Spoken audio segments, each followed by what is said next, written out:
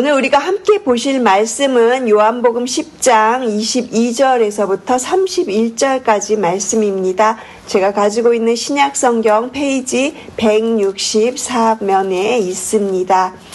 요한복음 10장 22절에서부터 31절까지의 말씀, 우리 다 함께 같이 소리를 내어 합독으로 읽겠습니다. 함께 읽겠습니다. 예루살렘에 수전절이 이르니 때는 겨울이라. 예수께서 성전 안 솔로몬 행각에서 거니시니 유대인들이 애워싸고 이르되 당신이 언제까지나 우리 마음을 의혹하게 하려 하나이까. 그리스도이면 밝히 말씀하소서 하니 예수께서 대답하시되 내가 너에게 말할스되 믿지 아니하는도다. 내가 내 아버지의 이름으로 행하는 일들이 나를 증거하는 것이거늘 너희가 내 양이 아니므로 믿지 아니하는도다. 내 양은 내 음성을 들으며 나는 그들을 알며 그들은 나를 따르느니라. 내가 그들에게 영생을 주노니 영원히 멸망하지 아니할 것이요 또 그들을 내 손에서 빼앗을 자가 없느니라. 그들을 주신 내 아버지는 만물보다 크심에 아무도 아버지 손에서 빼앗을 수 없느니라. 나와 아버지는 하나이니라 하신대 유대인들이 다시 돌을 들어 치려 하거늘. 아멘. 오늘 본문은 예수님께서 유대인들과 논쟁하시는 장면을 기록하고 있습니다. 오늘 첫 절을 보시면 오늘 이 이야기가 언제 어디에서 일어났는지를 우리가 알 수 있습니다. 22절을 보시면 그랬어요. 예루살렘의 수전절이 이르니 때는 겨울이라 했습니다. 이 22절을 히브리어로 직역하면 그때에 수전절이 돌아왔다 이렇게 시작을 하고 있습니다. 이러면서 예수님께서 이 수전절에 지금 예루살렘의 성전 안에 계셨다라고 오늘 본문이 이야기를 해주고 있어요. 저희가 수전절에 대해서 조금 이해를 하고 가시면 좋을 것 같아서 제가 수전절에 대해서 간략하게 말씀을 드리려고 합니다. 수전절은 히브리 말로 하누카라고 그러는데요. 원래 뜻은 봉헌절, 성전을 봉헌한다라는 뜻이에요. 남유다가 바벨론에 의해서 멸망을 한 다음에 바사 헬라에 의해서 지배를 받게 되었어요. 그리고 시간이 많이 지난 다음에 이 헬라가 4개의 나라로 이렇게 분리가 되면서 4명의 왕이 각 땅을 이렇게 4개로 분리를 해서 통치를 하게 되었죠. 그 중에 이 유대인들을 가장 심하게 핍박했던 이 왕이요. 안티오쿠스 4세 왕이었어요.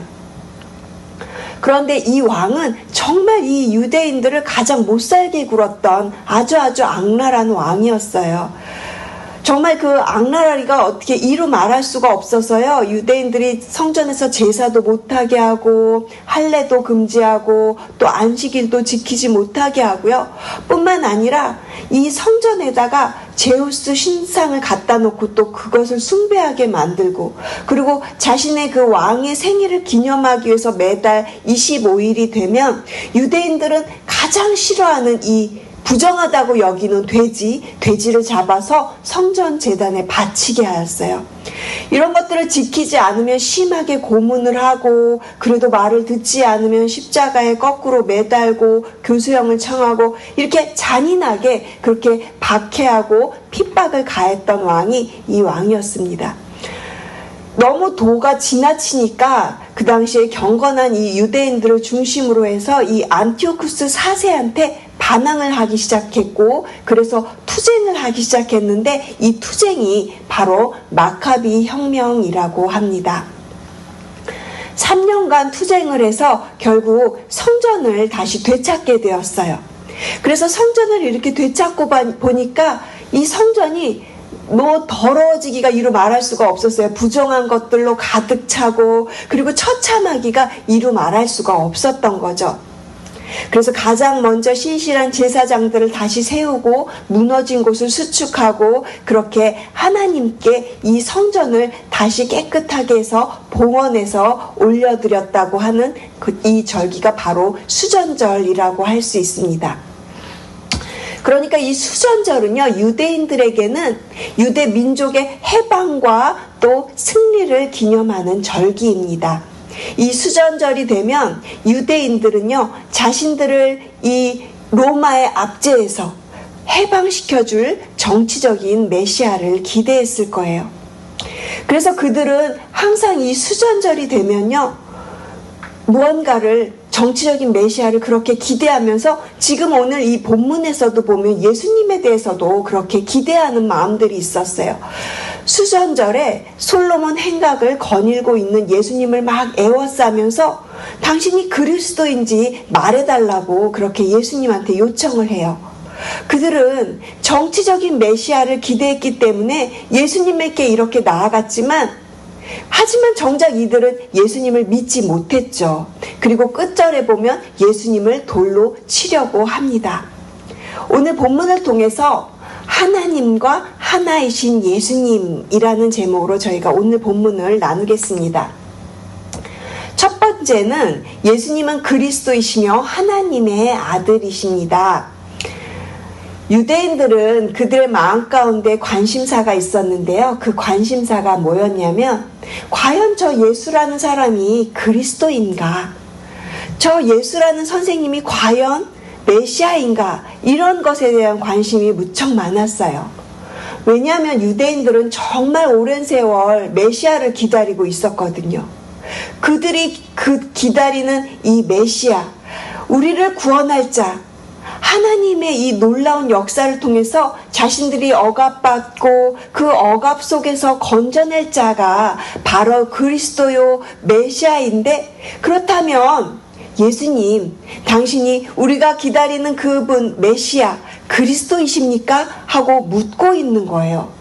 그런데 이들은요, 정치적인 메시아를 기다리고 있는 거니까 오늘 본문의 말씀을 24절을 보시면요, 유대인들이 애워싸고 이러면서 당신이 언제까지나 우리 마음을 의욕하게 하려 하나이까? 그리스도이면 밝히 말씀하소서. 그런데 이런 유대인들의 질문에 예수님은 25절에서 이렇게 대답을 하시죠. 오늘 25절 말씀 우리 다 같이 함께 읽겠습니다.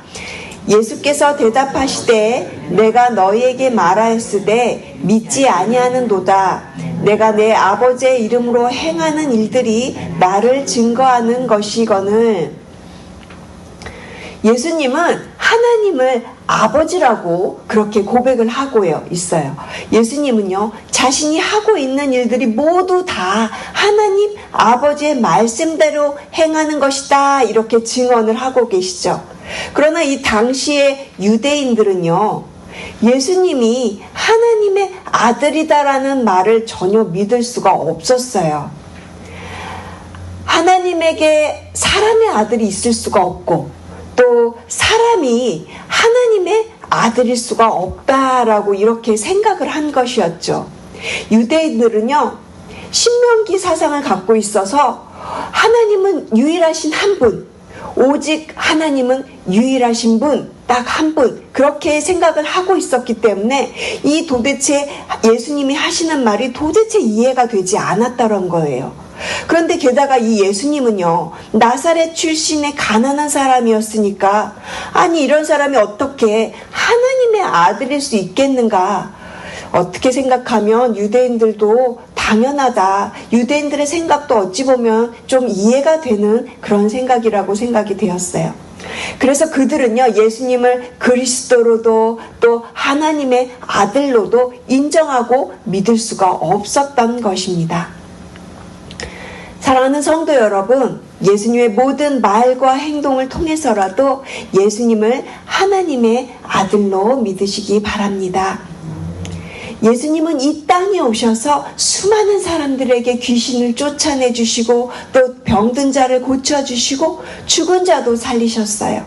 그 모든 것이 예수님이 하나님의 아들이시기 때문에 그리스도이심을, 예수님이 하나님의 아들이시라는 그 사실을 보여주는 증거가 되는 것입니다. 요한복음 14장 11절은 이렇게 말을 합니다. 예수님께서 내가 아버지 안에 거하고 아버지께서 내 안에 계심을 믿으라. 그렇지 못하겠거든 행하는 그 일로 말미암아 나를 믿으라. 이렇게 예수님께서 말씀하고 계시거든요. 예수님은 많은 이적을 보여주셨고 또 가르침을 주셨음에도 불구하고 사람들은 예수님을 하나님의 아들이라고 믿지 못했습니다. 그들은 왜 그토록 수많은 증거들을 보여주셨음에도 불구하고 예수님을 하나님의 아들로 믿을 수가 없었던 것일까요? 사람들이 믿지 못한 이유가 있다고 하시는데 26절을 그 속에서 26절 안에서 우리가 그 답을 찾을 수가 있습니다. 26절을 보시면 너희가 내 양이 아니므로 믿지 아니하는도다 그러셨어요. 예수님께서 믿지 않으면 내 양이 아니다 라고 이렇게 말씀을 하고 계십니다. 그러면서 예수님께서 27절에서 무엇라고 하십니까? 우리 함께 27절 말씀 다 같이 소리를 내어 읽겠습니다. 내 양은 내 음성을 들으며 나는 그들을 알며 그들은 나를 따르느니라. 아멘. 양들은 목자의 음성을 듣습니다. 목자가 가자 그러면 가고요. 그리고 오라고 하면 또 양들은 목자에게 옵니다. 목자의 음성을 듣고 목자를 따르는 것입니다. 내 양은 내 음성을 들으며 나는 그들을 알며 그들은 나를 따르느니라. 우리는 우리의 목자이신 예수님을 따라가고 주님의 음성을 듣고 그렇게 하나님을 따라가야 합니다. 그렇다면 우리는 어떻게 보이지 않는 하나님을 따라갈 수 있습니까? 어떻게 들리지 않는 그 주님의 음성이라고 우리가 그렇게 믿고 따라갈 수 있습니까? 신명기 13장 4절 말씀에 보니까 너희는 너희의 하나님 여호와를 따르며 그를 경외하며 그의 명령을 지키며 그의 목소리를 청종하며 그를 섬기며 그를 의지하며 라고 말을 하고 있습니다. 그러니까 우리는 날마다 하나님 말씀을 읽고 묵상하고 하나님 말씀을 따라가면 주님이 그렇게 우리의 모든 삶을 책임져 주신다라는 거예요. 우리 모두가 하나님 말씀을 그렇게 양처럼 목자처럼 목자의 음성을 따라가듯이 그렇게 우리 하나님 말씀을 따라가게 되시기를 주님의 이름으로 축복을 드립니다. 그렇다면 유대인들의 이 기대와는 다르게 예수님이 이 땅에 오신 진짜 목적이 무엇일까요? 예수님은 우리에게 무엇을 주시려고 우리에게 오셨습니까? 두 번째, 예수님은 영생을 주시려 이 세상에 오셨습니다. 예수님께서 이 세상에 오신 가장 큰 목적은요, 사람들의 죄를 사하시고 또 그들에게 영생을 주시기 위해서 오셨습니다. 예수님은 우리가 예수님을 의지하고 믿고 살면서 주님이 주신 그 구원의 선물을 받고 또 그 영생을 누리면서 살기를 원하십니다. 예수님은 자신을 그렇게 주인으로 믿는 사람에게 영생을 주십니다. 우리 오늘 본문 요한복음 10장 28절 말씀 다 같이 함께 소리를 내어 큰 소리로 읽겠습니다. 내가 그들에게 영생을 주노니 영원히 멸망하지 아니할 것이요 또 그들을 내 손에서 빼앗을 자가 없느니라. 아멘. 하나님은 이렇게 예수님을 믿고 순종하는 사람에게 멸망치 않고 영생을 주신다고 약속하고 계십니다. 요한복음 3장 36절 말씀에도 보시면 아들을 믿는 자에게는 영생이 있고 아들에게 순종하지 아니하는 자는 영생을 보지 못하고 도리어 하나님의 진노가 그 위에 머물러 있느니라. 어떤 사람은 영생을 얻는 방법을 어렵게 생각합니다. 자신의 행위나 또 율법을 지킴으로써 영생을 얻는다고 생각하는 사람도 있고요. 뭔가 열심히 해야 되고 노력해야 되고 그렇게 생각하는 사람들도 있습니다. 그런데 성경은 분명하게 이야기를 하죠. 하나님의 아들 예수 그리스도를 믿고 순종하는 사람에게 영생을 주신다라는 것입니다. 반대로 하나님의 아들을 믿지 아니하고 순종치 않는 사람은 영생을 보지 못하고 도리어 하나님의 진노가 그 위에 머물러 있다라고 그렇게 성경은 분명하게 이야기를 합니다. 굉장히 분명합니다. 다른 길은 없습니다. 오로지 우리가 예수님을 믿을 때 그렇게 영원한 생명을 얻게 된다라는 것을 우리가 반드시 기억해야만 할 것입니다. 또한 예수님을 믿는 사람은요 멸망하지 않습니다. 요한복음 5장 24절 말씀에도 내가 진실로 진실로 너에게 이르노니 내 말을 듣고 또 나 보내신 이를 믿는 자는 영생을 얻었고 심판에 이르지 아니하나니 사망에서 생명으로 옮겼느니라. 우리는 예수님을 믿고 하나님을 믿으면 그렇게 영생에 얻고 영생에 이르고 또 심판에 이르지 않는다라는 것을 알아야 합니다. 우리가 예수님을 믿고 하나님을 믿는 그 순간 우리는 사망에서 생명으로 옮겨졌다라는 것입니다. 하나님은 그의 자녀들을 지켜주십니다. 하나님은 이 세상 그 어떤 것보다 크신 하나님이시기 때문에 어느 누구도 우리를 하나님의 손에서 빼앗아 갈 수 없습니다. 이제 우리가 마지막으로 오늘 본문 29절 말씀을 다 함께 큰 소리로 선포하면서 읽으시겠습니다. 그들을 주신 내 아버지는 만물보다 크심에 아무도 아버지 손에서 빼앗을 수 없느니라. 아멘. 어떤 때는 나 혼자 있는 것 같아요.